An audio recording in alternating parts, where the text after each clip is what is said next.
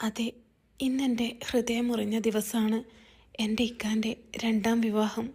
ഗൾഫിൽ നിന്നും ഇക്കാൻ്റെ ഫോൺ വന്നു. എന്തൊക്കെയാ മുത്തേ വിശേഷം? എനിക്ക് പുതിയ ജോലി കിട്ടിയിട്ടാ.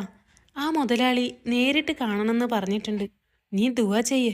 ചിലപ്പോൾ നിന്നെ ഇങ്ങോട്ട് കൊണ്ടുവരാനായിരിക്കും. ഇക്കാൻ്റെ വാക്കുകൾ സന്തോഷം നിറഞ്ഞതായിരുന്നു. സ്നേഹ സംഭാഷണങ്ങൾക്കൊടുവിൽ ഫോൺ കട്ട് ചെയ്തു. 2 ആഴ്ച കഴിഞ്ഞ് ഇക്കാൻ്റെ കോള് വന്നു. ഫോണ് ഉമ്മാക്ക് കൊടുക്കാൻ പറഞ്ഞു. ഉമ്മ, ഇപ്പോൾ ഉള്ള നല്ല ജോലിയാണുമ്മ. പക്ഷേ മുതലാളി ഒരു കണ്ടീഷൻ പറഞ്ഞു. മൂപ്പര മോളെ കല്യാണം കഴിക്കണമെന്ന്. എന്താ ചെയ്യ ഉമ്മ ഞാൻ? ഇക്ക പറയുന്നത് കേട്ട് എൻ്റെ ഹൃദയം മുറിഞ്ഞു പോയി. നല്ല ശമ്പളമുള്ള ജോലിയല്ലേ മോനെ, നീ കെട്ടാന്ന് പറയേ. ഉമ്മാൻ്റെ വാക്ക് കേട്ട് ഇക്ക സമ്മതിച്ചു. പക്ഷേ ഭാര്യയായ എന്നോട് ഒരു വാക്ക് പോലും ചോദിച്ചില്ല. അങ്ങനെ ഇക്ക അവളെയും മുതലാളിയെയും കൂട്ടി നാട്ടിലേക്ക് വന്നു. നാളെ കല്യാണത്തലേന്നാണ്. അറിയാതെ പോലും ഇക്ക എൻ്റെ അടുത്തേക്ക് വന്നില്ല. വീട്ടിൽ കുടുംബക്കാരെല്ലാവരും വന്നു.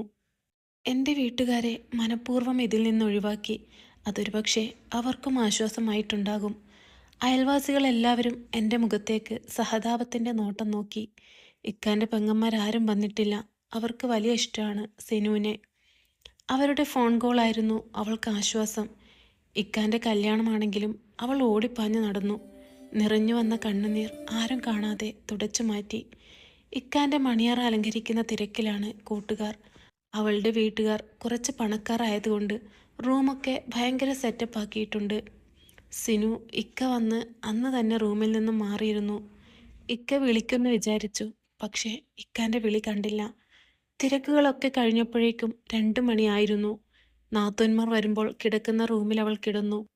കിടന്നെങ്കിലും ഉറക്കം പോലും അവളോട് പിണങ്ങി. നാളെ നേരത്തെ എണീക്കേണ്ടതുകൊണ്ട് പെട്ടെന്ന് തന്നെ ഉറങ്ങി. തൻ്റെ ഇക്കാൻ്റെ കൂടെ കിടന്നിരുന്ന രാത്രികൾ അവൾക്ക് ഓർമ്മ വന്നു. ഇക്ക, നിങ്ങൾക്കെന്നെ എത്ര ഇഷ്ടമാണ്? അവൾ അവൻ്റെ നെഞ്ചിൽ തലവെച്ച് കിടന്നുകൊണ്ട് ചോദിച്ചു.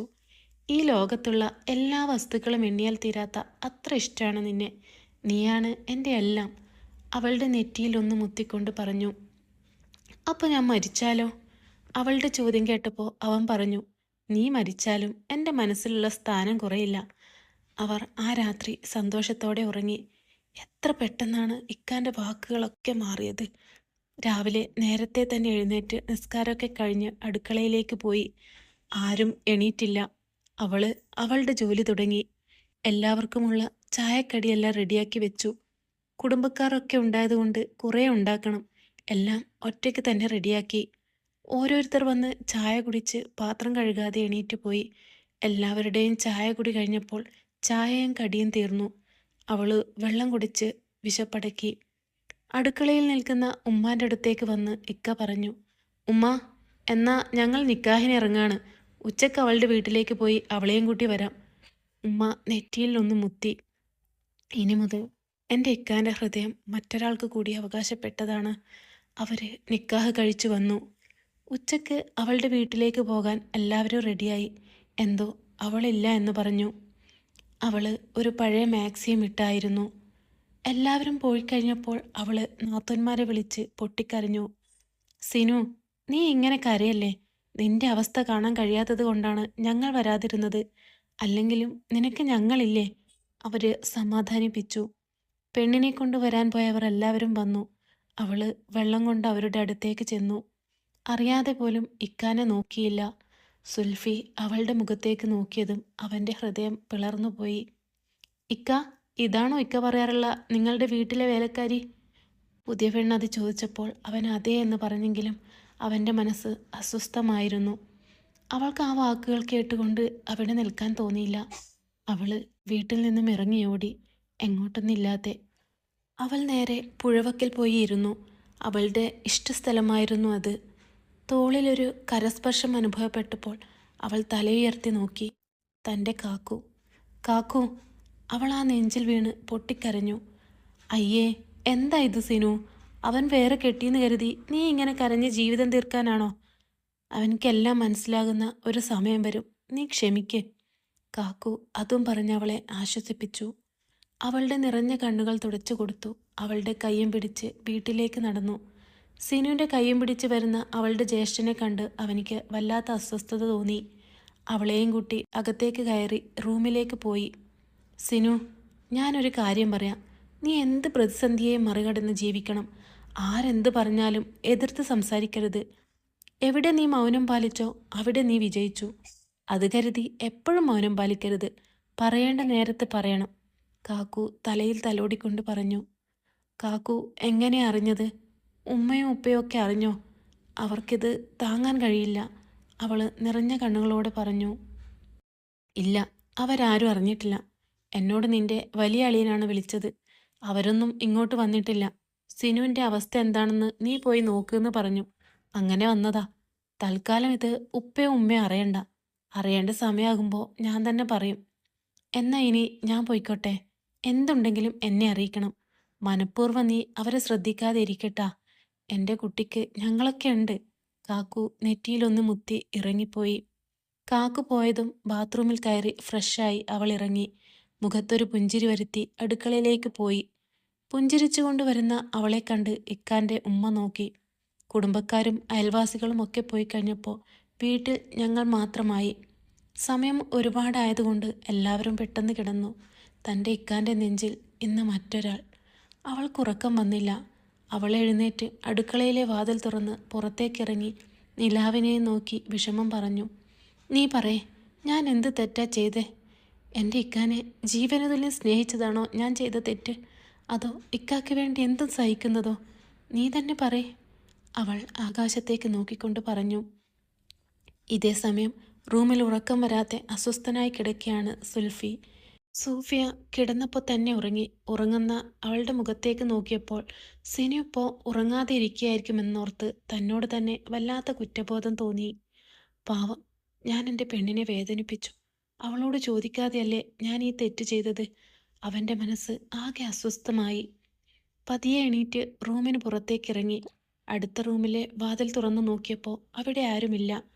എല്ലാ റൂമിലും നോക്കി. അവിടെയൊന്നും സിനുവിനെ കണ്ടില്ല. അവനിക്ക് പേടിയാവാൻ തുടങ്ങി.